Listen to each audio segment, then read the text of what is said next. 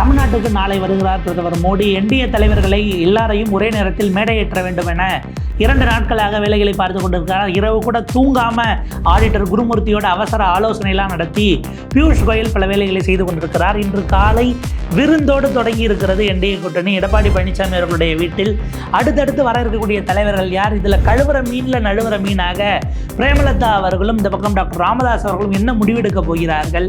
மோடி அவர்கள் வருவதோடு எல்லாரும் ஏத்தனா அதோட முடிஞ்சிருமானா இல்லை, அதுக்கு பிறகும் தொடரும் அப்படிங்கிற மாதிரி தான் செய்திகள் ஓடிக்கிட்டு இருக்கு. கடைசி நேரம் வரைக்கும் எடுத்தோம்னா மிக அதிகமாக பேரம் பேசலாம் அப்படிங்கிற எண்ணத்தில் பல கட்சிகளும் இப்போது என்டிஏவுக்கே போக்கு காட்டுகிறார்கள் என்பதும் பேசுபொருளாக மாறி இருக்கிறது. நாளை தமிழ்நாடு வரக்கூடிய பிரதமர் மோடி இறுதியாகிறதா தமிழ்நாட்டில் என்டிஏ கூட்டணி அதனுடைய பின்னணியை விரிவாக அலசுகிறது இந்த செய்தி தொகுப்பு. பியூஷ் கோயல் அவர்கள் நேற்று டிடிவி தினகரனை சந்திச்சாரு. அதன் பிறகு அதிமுக தலைவர்கள் சந்திச்சாங்க பியூஷ் கோயலை. இன்னைக்கு வேகம் எடுக்குதுன்னு பார்க்கலாமா? ஏன்னா என்டிஏ கூட்டணிங்கிறது பிரதமர் மோடி நாளைக்கு வர்றாரு, வானதி ஸ்ரீனிவாசன் உள்ளிட்டவர்கள்லாம் சொல்றாங்க நாளைக்கு பாருங்க நாங்கள் என்ன பண்ண போறோம்னு அப்படிங்கிற மாதிரி ட்விஸ்ட்லாம் வைக்கிறாங்க. எப்படி பார்க்குறீங்க? கிட்டத்தட்ட ஒரு சிம்ம சொப்பனம் ஆயிடுச்சு அதிமுக கூட்டணிங்கிறது. சிம்ம சொப்பனமாக அதிமுக தலைமையிலான என்டிஏ கூட்டணி ஆகிருக்கிறது. யாருக்கு அப்படின்னா அது திமுக ஆகுதாங்கிறது அடுத்து அவங்களுடைய எக்ஸிக்யூஷனில் தான் நமக்கு தெரிய போகுது. அடுத்து 2வது நாங்கள் தான், அதாவது திமுகவுக்கு மாற்ற நாங்கள் தான் என்று பேசக்கூடிய விஜய்க்கும் அதே போல் திரு சீமான் அவர்களையும் ஓவர்டேக் பண்ணி எங்கள் பொசிஷன் டாப் 2ல் தான் இருக்குங்கிறத உறுதி பண்ணியிருப்பதாக நம்ம பார்க்கலாம். நேற்றைக்கு கூட எல்லாம் வைரலாக தாவேக்கால பலரும் பேசின பேச்செல்லாம் திரும்ப திரும்ப போகுது.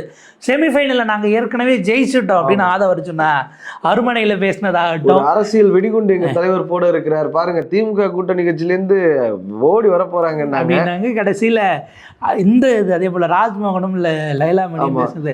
அவரும் வராரு, இவர் வர போறாரு, அவரும் வராரா, அவரும் வராரு, அவரோட சேர்ந்து இவரும் வராரு, இவரும் வராரா, இதெல்லாம் எடுத்து போட்டு சோசியல் மீடியா முழுக்க அடிச்சுக்கிட்டு இருக்காங்க. இது இல்லாம இன்னொன்னு அண்ணன் நீங்க வேணா பாருங்க, 2026 தேர்தலில் திமுகவும் அதிமுக கூட்டணி எதிர்கொள்ள போறாங்க. தாவேக்கா முதல்ல எலெக்ஷன்ல இருக்கான்னு உங்க தலைவர் வாய் திறக்க சொல்லுங்கிற நிலைமைக்கு அது போயிடுச்சு. அதிமுக இப்போது இதுக்கப்புறம் அவங்க பலம் அடையலாம், அது எல்லாமும் நடக்கும். பொலிட்டிக்கல் ஆப்டிக்ஸ்ங்கிறது அதான திமுகவுக்கு எதிரான வேலைகள் எல்லா முனை தாக்குதலையும் நடத்துவார்கள், சென்ட்ரல் ஏஜென்சிஸ் வேகம் எடுப்பார்கள், எல்லாம் நடக்கும். இந்த இதில் இப்போ தங்களுடைய இடத்தை தக்க வைக்க போராட வேண்டியது அப்படின்னா சீமான் அவர் எப்பவும் போல அக்ரெசிவா அவர் நகர்த்த போறார். அவர் அறிவிச்சிட்டாரு. என்ன பண்றதுன்னு தெரியாம இதுல இருக்கக்கூடியது விஜயினுடைய தாவேக்கா தான். நேற்றைக்கு கடைசியில் பார்த்தா வந்த செய்திகளுக்கு மறுப்பு தெரிவிச்சுக்கிட்டு செங்கோட்டையன் அவர்கள் எனக்கு கட்சியிலலாம் எதுவும் அவமானம் இல்லை, இது தவறான செய்தி, தினமலர் தான் அதை பிரேக் பண்ணுதுன்னு வச்சுக்கோங்களேன். விரக்தியில் செங்கோட்டையன், டிவிகேவில் அவமானத்துக்கு மேல் அவமானம், விரக்தியில் செங்கோட்டையன்லாம் அவங்க எழுதின காலத்துக்குலாம் பேரை குறிப்பிடாம சொன்னார். நேற்று புசி ஆனந்த் வேற நேற்று ஒரு கூட்டம் போட்டுருக்குறாங்க. அதில் அண்ணனுக்கும் எனக்கும் மனஸ்தாபம்லாம் என்னென்னமோ எழுதுறாங்க.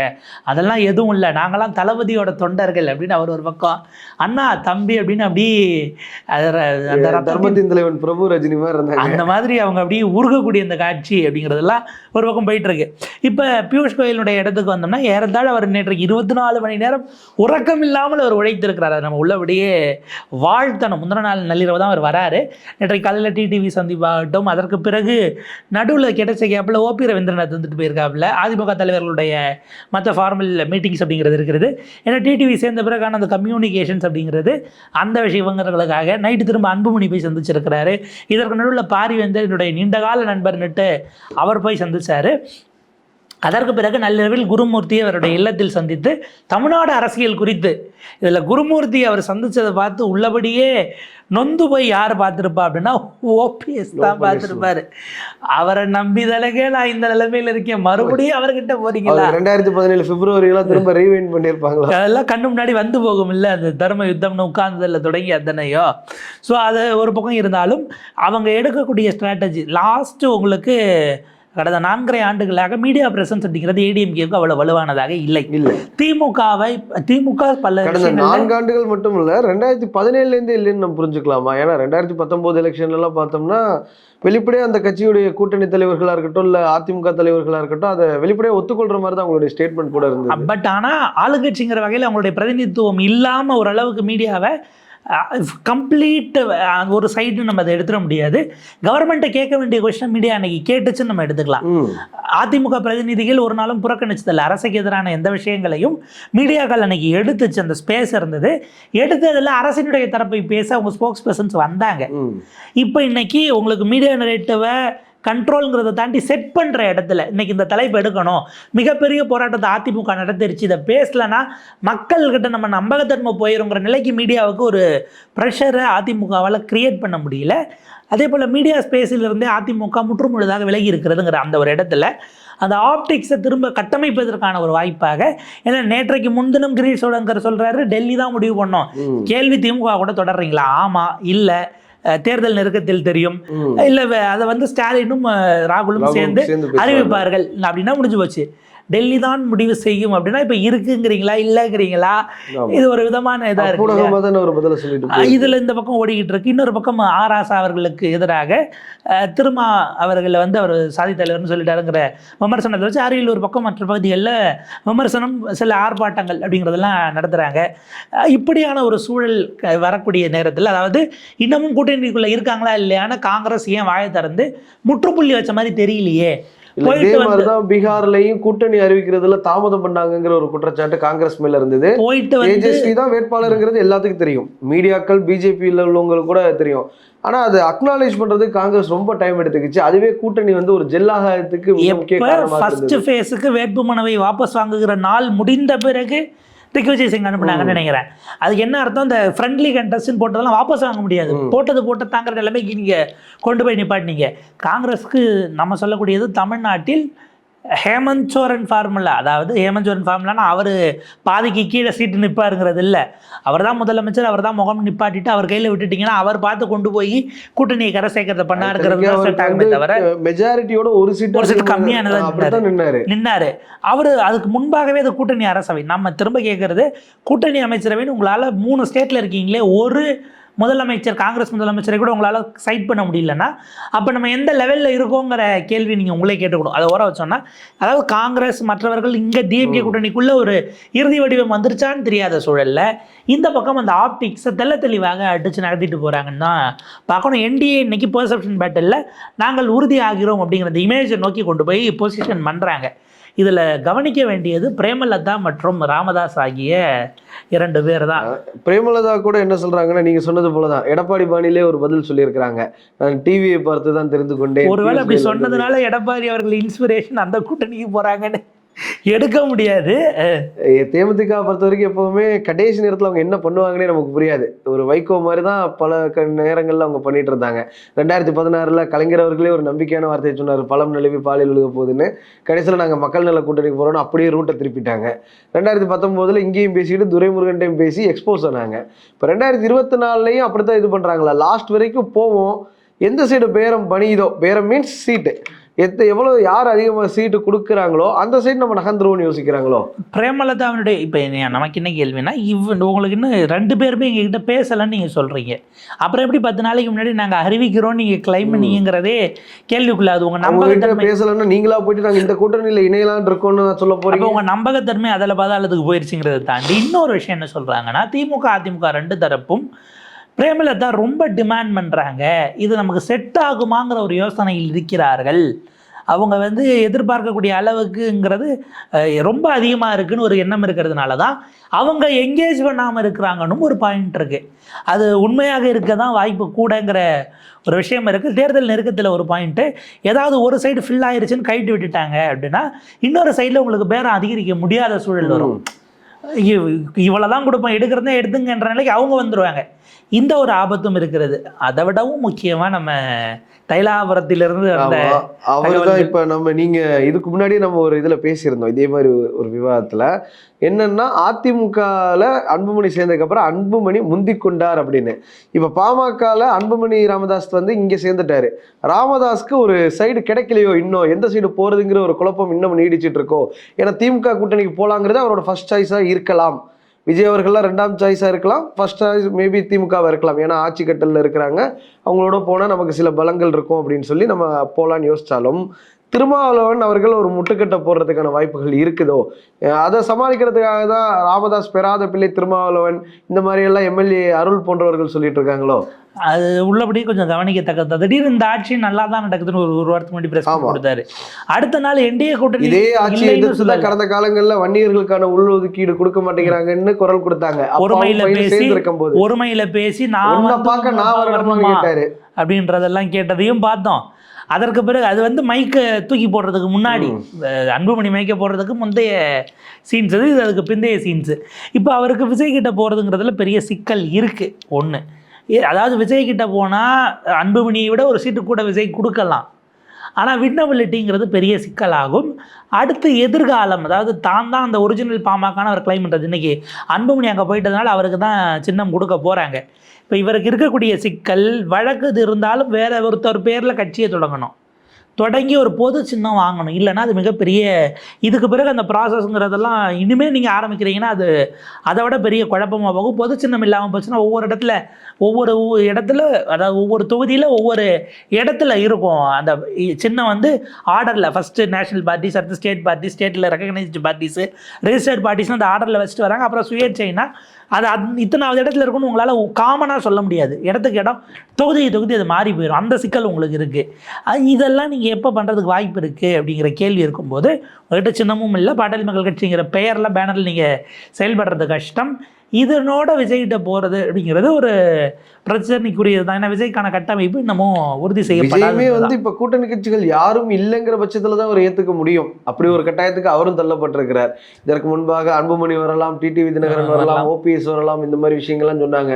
ஏன்னா செங்கோட்டையன் அங்கே போயிட்டாரு, ஓபிஎஸ் பின்னாடி வரப்போறாரு, இப்படியெல்லாம் பல விஷயங்கள் இருந்தது. இன்றைய தேதிக்கு யாருமே அவர் பின்னாடி போகலை. அப்படிங்கிற பட்சத்தில் கூட்டணி கட்சினா அவங்களுக்கு வேணும் அப்படிங்கிற பட்சத்தில் ராமதாஸோட சேரலாம். ஆனால் அது எந்த அளவுக்கு கை கொடுக்கும்னு நமக்கு தெரியும். பட் ராமதாஸ் அந்த ஆப்ஷனை அவருடைய என்ன சொல்கிறது, அந்த அரசியலை ரொம்ப ஷார்ப்பாக பார்க்கக்கூடியவங்கிற வகையில் பொலிட்டிக்கலி அவருடைய விஷயங்கள், நீங்கள் ஐடியாலஜிக்கலி அதுக்குள்ளே போகாமல் பொலிட்டிக்கலி அவர் ஷார்ப்புங்க. விஜய் ஹார்ட் பார்கெனர் தான். விஜயை என்கேஜ் பண்ணுற அளவுக்கு அவர் போவாராங்கிற கேள்வி இருக்குது. திமுக உள்ளே சேர்க்கறதுல சிக்கல் இருக்குது. ஏன்னா திமுக சேர்க்கறதுல பிரச்சனை இல்லைன்னு சேர்த்து சீட்டை கொடுத்தாலும், ஒரு வேளை திமுக சின்னத்திலே கொடுக்குற அளவுக்கு அவங்க பேசினாலும், அது வந்து ஓட் பேங்காக எப்படி கெமிஸ்ட்ரியாக வட மாவட்டங்களில் ஒர்க் பண்ணுங்கிற கேள்வி இருக்குது. 2011 அதனுடைய இம்பேக்ட் இருந்தது மிக தெளிவாக. என்னதான் போய் ஸ்டேஜில் உட்காந்துட்டு திருமாவளவன் அவர்களுக்கு மருத்துவம் பார்க்குற மாதிரி ஒரு ஃபோட்டோலாம் வந்து ஸ்டெட்டஸ்கோப் வச்சு பார்க்குற மாதிரி, நீர் அடிச்சு நீர் விலகாது, அப்பா மகன் போன்றவர்கள், திருமாவளவன் அவர்கள் தான் ராமதாஸ்கே தமிழ் கொடுதாங்கிற பட்டம் கொடுத்தாரு, பல இதை சொல்லி பார்த்தாங்க. பல உதாரணம். வட தமிழ்நாட்டில் கிட்டத்தட்ட 90 தொகுதிகள் இருக்குது. இங்கே ஆரம்பிச்சோம்னா இங்கே காஞ்சிபுரம், செங்கல்பட்டு, வேலூர்னு ஆரம்பிச்சோம்னா 90 தொகுதிகள் இருக்கு. ஆனா ஜெயிச்சதே வெறும் 5 தொகுதின்னு நினைக்கிறேன். மொத்தமாவே கூட்டணி 30 வாங்கி அந்த இடத்துல அந்த இதுலயே போன இதுலயே கூட மொத்தமா கூட்டணியே மொத்தமாவே அந்த கூட்டணி வந்து ஒரு 32 அந்த அளவுல தான் ஜெயிச்சிருந்தாங்க. விஜயகாந்த் தான் உங்களுக்கு எதிர்கட்சியா போய் உட்கார்ந்தாரு. எதிர்கட்சி தலைவராக விஜயகாந்த் உட்காரக்கூடிய அந்த சூழலுங்கிறதும் வந்துச்சு. அப்ப அப்படியான ஈக்குவேஷன் தான் இன்னமும் சோஷியல் ஸ்டேட்டஸாக இருக்கிறது. நீங்கள் அதிலெல்லாம் ஒரு மாற்று கருத்தை கொண்டு வந்துட முடியாது. ஓரளவுக்கு வட மாவட்டங்களில் விசிக செல்வாக்கு இருக்குது அப்படின்னா, ரவீந்திரன் துரைசாமி போன்ற அரசியல் விமர்சகர்கள்லாம் நிறைய பேர் சொல்லுவாங்க, வட தமிழ்நாட்டில் திமுக ஜெயிச்சதுக்கு விசிகாவும் ஒரு முக்கிய பங்கு வகிச்சிருக்கு. இப்போ மட்டும் இல்லை, 2001 தேர்தலையே பார்த்தோம்னா பொன்முடி போன்ற பெரிய தலைகள்லாம் தப்பிச்சு வந்தாங்க, கொஞ்சம் ஓட்டில் தப்பிச்சு வந்தாங்க. அப்படி இருக்கும் பொழுது அதுக்கு உதவி செஞ்சது விசிகா அப்படின்னு சொல்லுவாங்க. அடிப்படையில் விசிகாக்கு இருக்கக்கூடிய ஓட்டு வந்து பாமகவோட எதிர்ப்பு ஓட்டுகள் தானே, அங்கே இருக்கக்கூடிய அந்த சோசியல் சினாரியோ தானே, அதனுடைய வெளிப்பாடாக இருக்கு. இன்னொன்று, அவங்க இணைஞ்சதனுடைய எஃபெக்ட் தான் அந்த இடத்துல உங்களுக்கு விஜயகாந்தும் அதிமுக கூட்டணியும் அப்படி ஸ்வீப் பண்ணிக்கிட்டு வந்ததுனுடைய, அதாவது பாமகவும் கடந்த காலங்களில் ஜெயிச்சது வந்து விசிகாவோட கூட்டணி இல்லாத போதுதான். விசிகாவும் இப்போ ஜெயிச்சுட்டு தொடர்ந்து ஜெயிச்சுட்டு வர்றாங்க ஒரு 2019 எலெக்ஷன்லேருந்து. அப்படின்னா அது பாமக கூட்டணி இல்லாதனால தான். அதான் இப்போ திமுகவும் எடுக்க வாய்ப்பு இல்லை அப்படிங்கிற பட்சத்தில் விஜயோடும் சேரதுக்கு தயக்கம் காட்டுகிறாருன்னா, அன்புமணி நிற்கிற எல்லா தொகுதியிலையும் பெரியவர் கேண்டிடேட் போட வாய்ப்பு இருக்கிறது. சில ஓட்டை பிரிப்பதற்காக. நான் ஜெயிக்கிறதுன்னு அவசியம் இல்லை, உன்னை ஜெயிக்க விட மாட்டேன்னு அவர் போனார். இதற்கு முன்பாக டிடிவி தினகரன் எடுத்த நிலைப்பாடு ஏறத்தாழ 20 தொகுதிகள் வரைக்கும் போன எலெக்ஷனில் அது ஆக்சுவலாக டிடிவி தினகரனை எடுக்கிற நிலைக்கு தள்ளியது எடப்பாடி பழனிசாமி அவர்கள் தாங்கிறது தனி விவாதம். இப்போ நேற்றைக்கே அதிமுகவில் இணைந்து அவங்களுடைய பிரச்சார முகங்களாக இருக்கக்கூடிய பலரும் செய்தி தொடர்பாளர்கள்லாம் சொல்லக்கூடியது, போன முறை டிடிவினால தான் 20 இடம் எங்களுக்கு போச்சு, இந்த முறை அதை நாங்கள் இன்னும் கூடுதலாக ஜெயிப்போம் அப்படிங்கிற மாதிரிலாம் அவங்க சமூக வலைதளங்கள் அவங்களே போடுறாங்க. என்ன ஒரு விஷயம், அடிப்படையில் டிடிவி தினகரன் வாங்கினது வந்து எடப்பாடியோட எதிர்ப்பு ஓட்டுகள். இன்னைக்கு அண்ணாமலை அவர்கள் சொல்றாருல, நாங்கள் 11% வாங்கினோம், அதுவும் எடப்பாடி பழனிசாமியோட எதிர்ப்பு ஓட்டுகள் அதுல இருக்கு. இதுல ஹைலைட் என்னன்னா, எப்படி நம்ம விஜய் அன்டெஸ்டடுங்கிறோமோ அதே போல ஏடிஎம்கே ஏஎம் அமமுக ஒரே கூட்டணியில் இருப்பது என்பதும் அன்டெஸ்டட் தான். நீங்கள் அது ஓட் ட்ரான்ஸ்ஃபர் எப்படி நடக்க போகுதுங்கிறது 26 முடிஞ்சால் தான் நமக்கு தெரியும். ஏன்னா கட்சியை 2017 உங்களுக்கு ஆர்கே நகர் இடைத்தேர்தல் அதுக்கு பிறகான சிக்கல்களாக அமமுக தொடங்கியதிலிருந்து இன்றைக்கு வரைக்கும் எடப்பாடி பழனிசாமி எதிர்ப்புங்கிறது தான் அவங்க பிரதானப்படுத்தியிருக்காங்களே தவிர துரோகி அப்படிங்கிற இடத்துல வச்சு அதிமுக எதிர்ப்பை விடவும் அதிகமாக பேசியது அதற்கு தான் அப்படிங்கிற பாயிண்ட் இருக்குது. அது ஒர்க் ஆகுமாங்கிறது நமக்கு 26 முடிஞ்சால் தான் தெரியும். இன்றைய டேட்டுக்கு ஏடிஎம்கே ப்ளஸ் அமமுக என்பது அவன் 7 வருஷமாக அதுக்கு முன்னாடி ஒரே கட்சியில் பயணிச்சிருந்தாலும் அவனை எதிர்த்து தான் உள்ளூரில் வேலை பார்த்துருக்காங்க. அந்த ஒன்றிய செயலாளர்னா அதிமுக ஒன்றிய செயலாளர் தான் வேலை பார்த்துருப்பாங்க, இவங்க அவங்கள தான் வேலை பார்த்துருப்பாங்க. இதை எப்படி அவங்க சுமூகமாக்க போகிறாங்கங்கிறது ஒரு மிகப்பெரிய சிக்கல் தான். டெல்டாவில் அவங்க டிடிவி சேர்ந்திருப்பது என்பது அந்த ஓட் ட்ரான்ஸ்ஃபரை சாத்தியப்படுத்துகிறதா அல்லது அது ஏறத்தாழ அதிலே ஊறி போனதுனால 2011 பாமக விசிக எஃபெக்ட் போல் வந்துருமா அப்படிங்கிறத நம்ம பொறுத்திருந்ததாக பார்க்கணும். அது உள்ளபடி அன்டெஸ்டட். இது போக நாளைக்கு ஏசி சண்முகம் போன்றவர்கள் வரலாம் அப்படிங்கிறாங்க. காலையில் நயினார்ட்ட கேட்குறாங்க ஓபிஎஸும் பிரேமலதாவும் வருவார்களா அப்படின்னு கேட்கும்போது நாளைக்கு கூட்டணியில் ஏற வாய்ப்பு இருக்கா, நாளைக்கு தெரியும் அப்படின்ட்டு அவர் போயிட்டார். ஆமான்னு சொல்ல இல்லைன்னு சொல்ல அவங்க மனசும் புண்படக்கூடாது, பேசிட்டு இருக்கலாமோ ஒருவேளை அப்படிங்கிற நிலை இருக்கும். ஏன்னா ஓபிஎஸ் அகாமடேட் பண்றதுக்கான வாய்ப்புகள் இருக்குன்னு பாக்குறாங்களோ. ஓபி இப்போ நாளைக்கு டிடிவி எந்த பக்கம் நின்று கையை உயர்த்த போறாருன்னு ஒரு கேள்வி இருக்கு. எடப்பாடி அவர்களுக்கு பக்கத்தில் நின்று எடுத்தால் அந்த கெஸ்டர் வேறவாக இருக்கும். மாற்றி மாற்றி 2 பேரும் வாழ்த்தி கொண்டார்கள் போச்சுங்கிறதெல்லாம் ஓகே. போன மாசம் வரைக்கும் கிரிமினல்பாங்க, இந்த தூக்கு மாறிட்டு தொங்கலான் 2 பேரும் மாறி மாறி பேசிட்டு இருப்பாங்க. அந்த இப்படி பார்த்தா இந்த பக்கம் இருக்கிறவர்கள் பேசினதை நேற்று அவங்களும் எடுத்து போடுறாங்க. கடந்த காலத்தில் திரும்ப அவர்கள் கலைஞர் கொடுத்து பேசியதாகட்டும் அல்லது வைகோ அவர்கள் பேசியதாகட்டும் ஈழம் சார்ந்த 2016 மக்கள் நல கூட்டணிலாம் மிக மோசமாக அவர் பேசிய விமர்சனங்கள் இருந்திருக்கிறது. கமலஹாசன் டிவியை உடைச்சது லைட்டை தூக்கி இப்ப வரைக்கும் சொல்லி காமிப்பாங்க. கமலஹாசன் டிவியை உடைச்சிட்டு இப்ப அங்கேயே போய் உட்கார்ந்து இருக்கிறாரு. இப்போ கடைசியில் டிவியோட ரிமோட் அவருக்கான ரிமோட் வேற எங்கேயோ இருந்திருக்குங்கிற மாதிரி இப்போ வரைக்கும் இருக்குது. விமர்சனம் தவிர்க்க முடியாதா போயிருக்கு. ஸோ இப்படியான விஷயங்களே அவங்க எதிர்கொண்டு நகரணும் அப்படிங்கிற ஒரு பாயிண்ட் இருக்கு. நல்ல வேலையாக அந்த காலகட்டத்தில் ஜேஜா பீரியட்லையோ அல்லது வைகோ வெளியில் வந்து கட்சி தொடங்கிய போதோ வெளியேற்றப்பட்டு கட்சி தொடங்கிய போதோ காட்சி ஊடகங்கள் இல்லை, அச்சு ஊடகங்களோட அது போயிடுச்சு. இருந்திருந்ததுன்னா இதை விட படு மோசமாக தான் நீங்கள் அன்றைக்கு பயன்படுத்தி கொள்ளப்பட்ட வார்த்தைகள்லாம் சமகாலத்தில் பார்த்தா. இப்போ ஜெயலலிதாவுடைய ஆதரவாளர்களாக இருக்கவங்க ஜெயலலிதாவுக்கு எதிராக அன்னைக்கு என்ன பேசியிருப்பாங்க, ஜானகியோட இணைந்து அப்படி அது வளர்மதியோ அல்லது பொன்னையனோ இல்லை மற்றவர்களோ காளிமுத்து போன்றவர்களோ நம்ம அதுக்குள்ளேயே போக வேண்டாம். ஸோ அது காலங்காலம் அதுதான் அரசியல். அவங்கள அரவணைச்சிக்கிறதும் அரசியல் தான். அவங்கள கூப்பிட்டு அவங்கள காளிமுத்துவை சபாநாயகராக ஜெயலலிதா உட்கார வைத்ததும் ஒரு அரசியல் தான். நம்ம அதில் மாற்றுக்கிறதுலாம் சொல்வதற்கு இல்லை. அது ஒரு பெரிய தலைவர்களாக இருக்கும்போது அரவணைக்க முடியும். இதுக்கு நடுவில் திமுகவை வீழ்த்துவதற்கு எல்லா வியூகங்களையும் நான் வகுத்து வருகிறேன்னு இன்றைக்கு பரபரப்பாக ஒரு நீண்ட நெடிய அறிக்கையை வைத்திலிங்கம் போயிருக்கக்கூடாது அப்படின்னு சசிகலா வெளியிட்டிருக்கிறாங்க. தாய்க்கழகம்னு சொல்லிட்டு ஒரு தீய சக்தியோட போயிட்டீங்க. நான் வகுத்து வருகிறேன்னா எத்தனை பேர் இருக்காங்க என்ன? திடீர்னு நாட்டில் ஒரு வருஷம் இருக்கும் 90% பணிகள் முடிந்து விட்டதுன்னாங்க. இணைப்புக்கு இது 10% பண்றதுக்கு 1.5 வருஷம் மீதி 10 வருஷம். அடுத்த நாள் எடப்பாடி பழனிசாமி கேட்டார் யாருங்க அவங்கன்னாரு. சிம்பிள் கேள்வி சார். 90% பணிகள் இணைப்புக்கு முடிச்சிட்டாங்கன்னு சசிகலா சொல்கிறாங்களே சார், யாருங்க அவங்க அப்படின்னாரு. அவங்க கட்சியிலிருந்து நீக்கப்பட்டவர்கிட்ட போயிட்டாரு. அப்படி எங்கே பண்ணீங்க, யாரை இணைக்க பண்ணீங்க, டிடிவி கூட இணையறதுக்கு எதுவும் பண்ணீங்களா, நமக்கு ஒன்றும் புரியலைங்கிற மாதிரி இருக்குது. இதில் இவங்களெல்லாம் பிரிந்திருப்பது என்பது ஏதோ ஒரு வகையில் திமுகவுக்கு இந்த சூழலில் அனுகூலமாகத்தான் போகும். உங்களுக்கு பிரணயராயனுடைய 16 எலெக்ஷன் மாதிரி இருக்கிறது வாய்ப்பு இருக்கா? இப்போ என்னன்னா அதுதான் இப்போ மக்கள் நல கூட்டணி ரோலை யார் ப்ளே பண்ண போகிறா அப்படிங்கிற கேள்வி இருக்குது. விஜய் பார்த்திங்கன்னா அவருக்கு கரூர் சம்பவம் ஒரு பெரிய பிளாக் மார்க்காக அவருடைய ஆதரவாளர்கள் மத்தியில் போச்சான்றது ஒரு டிபேட்டபுளான கேள்வியாக இருந்தது. ஆனால் இந்த 1 மாதத்துக்கும் மேலாக அவர் பேசாமல் இருப்பது என்பது ஆதரவாளர்களே அவர் மீது நம்பிக்கை இழப்பதற்கான சூழலை உருவாக்கி இருக்கிறது.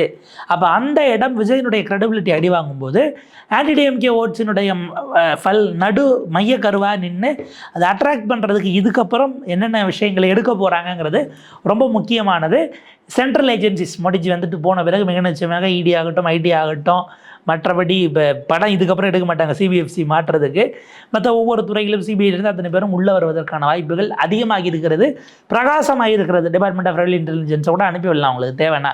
ஏன்னா இன்றைக்கி சிபிஐக்கு தான் கன்சென்ட், இடியும் மற்றவங்க வர்றதுக்கு அந்த கன்சென்ட் எதுவும் இல்லைன்னு நினைக்கிறேன். ஸோ அந்த விஷயங்களை தீவிரப்படுத்தவும் வாய்ப்பு இருக்குது. இன்னொரு பக்கம் கேண்டிடேட்ஸ் அந்த செலெக்ஷன் அந்த ப்ராசஸ், ஏன்னா திமுக இன்னும் விருப்பமானது அந்த சைடு நகரலை. அவங்க வந்து இப்போதைக்கு மற்ற வேலைகளில் அவங்க பார்த்துட்டு இருக்கிறாங்கனாலும் ஆல்ரெடி விருப்ப மனு முதல்ல வாங்கினதுலேயே இவங்க முந்தி இருந்தாங்க. இப்போ கூட்டணி ஏறத்தாழ முடிவடைஞ்சு அந்த எண்ணிக்கைங்கிற இடத்துக்கு ஒரு ஆப்டிக்ஸ்க்கு வந்துட்டாங்க அப்படின்னா கிரவுண்டு திமுக vs அதிமுக என்பதாகத்தான் 26 மிக நிச்சயமாக இருக்கும் என்பதை இந்த தேதிக்கு உறுதிப்படுத்தியிருக்கிறார்கள். ஆனால் பியூஷ் கோயலும் அன்புமணியும் இணைந்து வாரிசு அரசியலுக்கு எதிராக கொடுத்த பேட்டிங்கிறதே ஒரு தினகரனையும் வைத்துக் கொண்டு பேசுகிறார்கள். டிடிவி தினகரன் குடும்பம் தான் அதிமுக இப்படி போனதுக்கு காரணமே சொல்லப்படும் அப்படின்னு சொன்னது கடைசியில் அந்த குடும்பத்தில் அவங்க குடும்பத்தில் வேண்டப்பட அவங்க குடும்பத்தில் இருந்த சொந்தக்காரங்க ஒருத்தவங்க அம்மா கூட இருந்தாங்க, அவ்வளோதானே. அவருக்கு அந்த கட்சிக்கு என்ன சம்பந்தம்? 10 ஆண்டு காலம் நீக்கப்பட்டவர். நீங்கள் வேத் பிரகாஷ் கோயலின் முன்னாள் மத்திய அமைச்சர் வேத் பிரகாஷ் கோயலின் மகனும் அவங்க அம்மா 3 முறை இதில் மகாராஷ்டிராவில் உங்களுக்கு எம்எல்ஏவாக இருந்தவருடைய மகன் பியூஷ் கோயல், அவர் இன்னைக்கு மத்திய அமைச்சராக இருக்கிறார். தொடர்ந்து 3வது டென்யூரில் இருக்கிறாப்புல. அவங்க அப்பா நீண்ட காலம் பாஜகவில் பொருளாளராக இருந்தவர் வேத் பிரகாஷ் கோயல் அவர்கள், ராஜ்யசபா உறுப்பினர். அம்மா 3 முறை எம்எல்ஏ. இந்த பக்கம் உங்களுக்கு அன்புமணி ராமதாஸ் பாமக நிறுவனருடைய மகன் என்பதனாலேயே வந்து டென்யூர்லேயே ராஜ்யசபா ஈவிகே சிலங்கோன், மறைந்த ஈவிகே சிலங்கோன் கூட சொல்லுவார், தமிழ்நாட்டில் ஒரு கட்சிக்கு தலைவரும் அவரே, தொண்டரும் அவரே, நிர்வாகியும் அவரே. ஜி.கே. வாசன் ஐயா ஸ்ட்ராட்டஜிஸ்ட் சாணக்கியரை மறந்துட்டீங்க நீங்க. அவர் உள்ளபடியே மிக முக்கியமானவர் தான். அவர் டைரெக்டாக மோடிஜியோடய வந்து லேண்ட் ஆக வாய்ப்பு இருக்குது. டெல்லியில் இருக்காரா என்னன்னு தெரியல. இவங்களெல்லாம் ஏன் பார்த்துட்டு நம்ம டைரெக்டாக பெரிய தலையை பார்த்துடலான் இருக்கார் போல இருக்கு. இப்போ அவருக்கு தான் பலமாக தமிழர் யூனியன் சேர்ந்திருக்காப்புல. அவர் ஒரு மிகப்பெரிய அரசியல் சாணக்கியர். விஜயகாந்தை கொண்டு போய் 2014 கூட்டணிக்கு தலைவராக்கி அவர் என்டிஏல சேர்த்து விட்டு, ஆனால் விஜயகாந்த் கட்சியில் எதுவுமே செய்யாமல் போய் ஒரு வாரிய தலைவர் பதவி கூட கொடுக்காம அந்த முறை தேமுதிக வெளியேற்றப்பட்டது, வெளியேறினார்கள் அப்படிங்கிற சூழல் இருந்தது. திரும்ப 16 கொண்டு போய் மக்கள் நல கூட்டணியில் முதலமைச்சராக்கி இப்போ அவர் கடைசியாக ஜி.கே. வாசன் வரைக்கும் போயிருக்காரு. அப்படியான ஒரு விஷயம். இப்போ உங்களுக்கு பாரிவேந்தர் பார்க்க போகிறாருன்னா கூட அவருடைய மகனை அழைச்சிட்டு தான் அவர் போகிறாரு. நாளைக்கு டாக்டர் கிருஷ்ணசாமி போய் பார்க்குறாருன்னா கூட டாக்டர் ஷியாம் கிருஷ்ணசாமி போக தான் போகிறாரு. பிரேமலதா அவர்கள் பை சான்ஸ் போகிறாங்கன்னா கூட விஜயபிரபாகரன் அவர்களையும் கூப்பிட்டுட்டு தான் போகிறாங்க. தம்பி சுதீஷன் தான் போகிறதுக்கான வாய்ப்பு இருக்குது. ஆக இப்படியான சூழலில் அது வந்து ஐரணியாக இருந்தாலும் அவங்க அந்த எடுப்பாங்க. மக்கள் அதை எப்படி எடுத்துக்கிறாங்கிறது அதை இறுதியாக மக்கள் இறுதியேற்றமானவர்கள் அவங்க தான். பட் இதெல்லாம் இருக்கக்கூடியது தான் அரசியல் அப்படின்னு நம்ம புரிஞ்சிக்க வேண்டியிருக்கு. அதாவது முதலமைச்சர் ஸ்டாலின் குறித்த விமர்சனங்களை வைகோ டிஃபெண்ட் பண்ணுவது என்பதும் அரசியலினுடைய வேறொரு பரிணாமம் தானே. யாரின் மீது வாரிசு அரசியல் குற்றச்சாட்டு வச்சாரோ அவரிடம் தன்னுடைய மகனை மக்களவையில் எம்பியாக ஜெயிக்க வைப்பதற்கு தனி சின்னம் கேட்டால் கொடுத்துட்டு வேலை பார்த்து கொடுங்கன்னு கேட்கக்கூடிய இடத்திற்கு வர்றதுங்கிறது தான் அரசியலின் விந்தையாக இருக்கிறது. சந்தர்ப்பவாதம் அப்படிங்கிறது அதனுடைய கூறுகளில் ஒன்று தான். மக்கள் அதை எப்படி பார்க்குறாங்க, எடை போடுறாங்க, வாக்காளர்கள், அவங்க கட்சிக்காரர்கள், அதெல்லாம் நமக்கு தேர்தலினுடைய முடிவில் தெளிவாக தெரியும்.